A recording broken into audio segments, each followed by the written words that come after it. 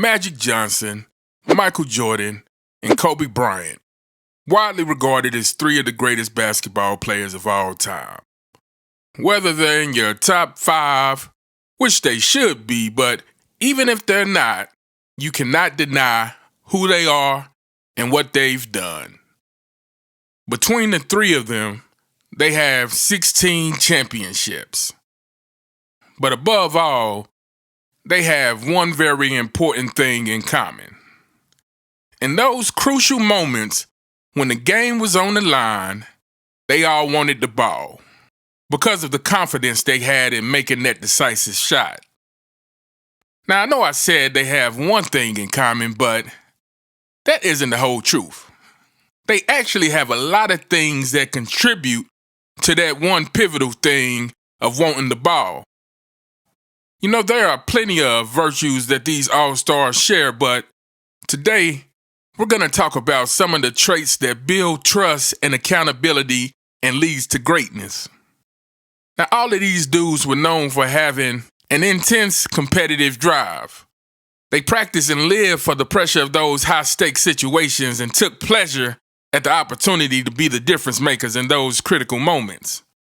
Magic was known for his excellent passing, ball handling, and his versatility on the court, as well as his leadership skills and the ability to elevate in the clutch, often playing his best when the stakes were at the highest. Jordan also shined in these situations and was often the go-to player in last-minute court decisions. He wanted to win at all costs. Tim Grover said that no one had a work ethic like Kobe. He took on the responsibility of being the primary scorer and playmaker when the game was on the line. Countless buzzer beaters and game-winning shots between them. Each of these players had extraordinary skills and talents that helped set them apart.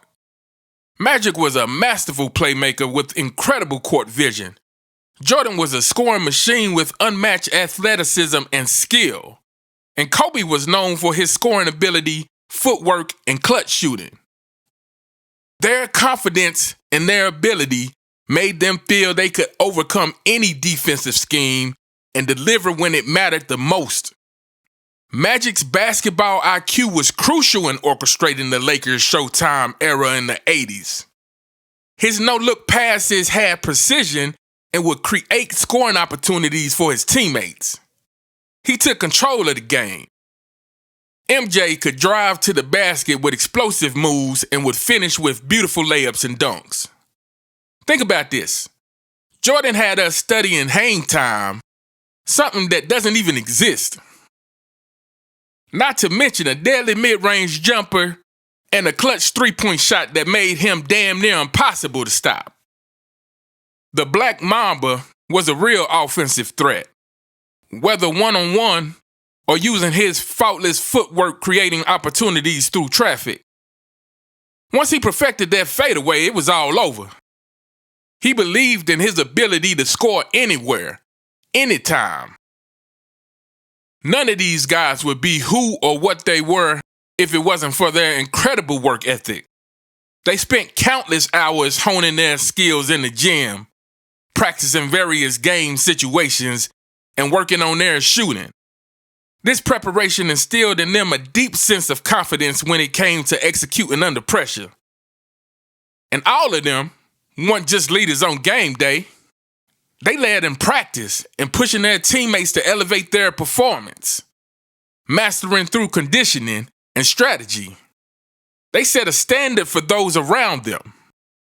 We all saw Michael's intense preparation for the 97-98 season in The Last Dance. He wasn't letting any distractions get in his way from maintaining his peak performance. Same could be said for Kobe. When his teammates was out partying and whatnot, he was at the gym, arriving early and leaving late. He was committed to refining his skills to be the best. Their experience in playing in high-pressure games, whether it was an NBA Finals, playoffs, or even Olympic competitions, that experience contributed to their calm demeanor in the clutch. And they trusted themselves to make the right decisions. You know your boy MJ never lost in any of those 6 finals he played in. Magic and Kobe both had 5 championships and numerous trips to the playoffs where they were the go-to shooters. MJ, of course, has 6 championships with those back-to-back three-peats. Plenty of game-winning shots like Magic's famous running hook shot in the '87 championship. These guys knew how to maintain composure and deliver at those critical points. Magic, Jordan, and Kobe were not just elite players, they were also the leaders on their teams. Their teammates looked at them for guidance and relied on their ability to make the right play. Taking the last shot was not just about individual glory for them. It was about leading their team to victory. Magic was the floor general and leader of the Showtime Lakers, guiding them to multiple championships in the '80s. He was just a natural leader. His teammates looked at him for direction on the court, and his willingness to involve his teammates and make the right play rather than seeking that individual glory, like I said, set the tone for a team-first mentality. Taking the last shot for Magic could mean either scoring or making a decisive pass, depending on what the situation demanded. MJ was not only the primary scorer for the Bulls, but also the undisputed leader during that 6 championship run. His competitiveness and work ethic served as a model for his teammates, driving them to elevate their own game. Jordan was known for taking responsibility, and he always wanted the ball. Sometimes even when his teammates scored, he was still mad that they didn't pass the rock to him. He was psycho. But his leadership was more than just about scoring. It was about raising the overall confidence for the whole team. Black Mamba had a fierce and determined approach to the game. His competitiveness and desire to win influenced and inspired his teammates. Kobe led by example, both in practice and in games, showing his commitment to excellence. He didn't mind having to make those tough shots because he knew his team trusted him. He also had the respect of his teammates. Whether it was scoring, rebounding, or making the pass, Magic never had any problem showing his leadership.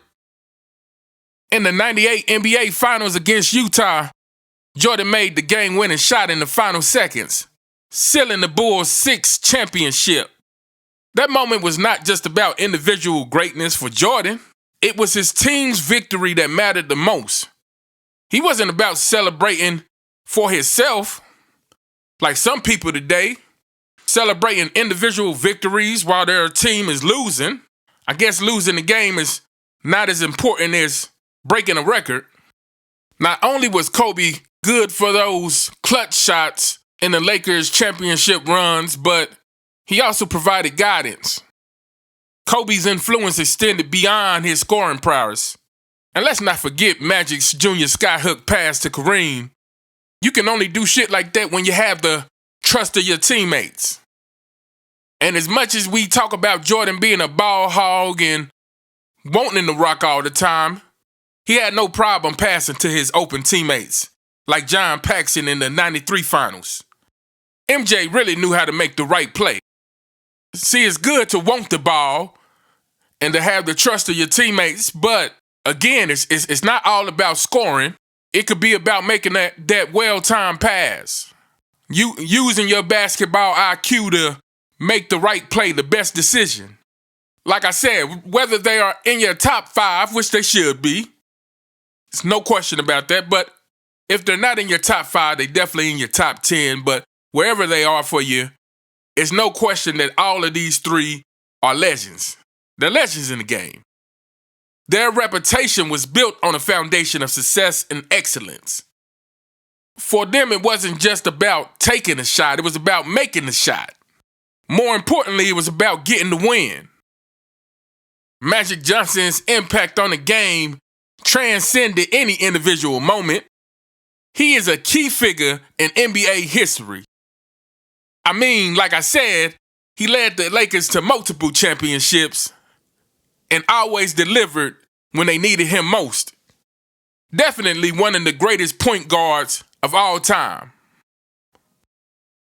And we can say what we want about Michael's personality if he was a good guy, bad guy, whatever, it's no denying his effect, the impact that he had on basketball and really just popular culture. That man is an icon, and it's synonymous with excellence, with flying, and most importantly, I think for him, competing. I think that's what I think about when I think about Jordan. It's just his competitive nature. He didn't want the ball just to have it. He wanted the ball to win. That's all he cared about. Just like Kobe. He wasn't practicing hard to worry about his stats and individual accolades. He wanted his team to win. That's why he was and will forever be the Black Mamba. They are some of the best clutch shooters if there ever was one. Or three. Again, I only bring this up because a lot of times we hear these narratives that the selfish want the ball at the end. And making the right play sometimes means not getting the ball. And like I said, making the right play could be that pass.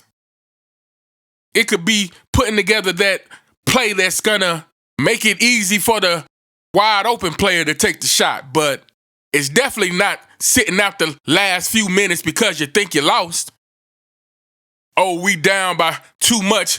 It's all over. I might as well just work on my load management. Blame it on minute restrictions. That's not what leaders do. Anyway, I would like to thank y'all for rocking with me today. Thank y'all for checking me out, and I will see you in the next one. Y'all have a good rest of y'all day.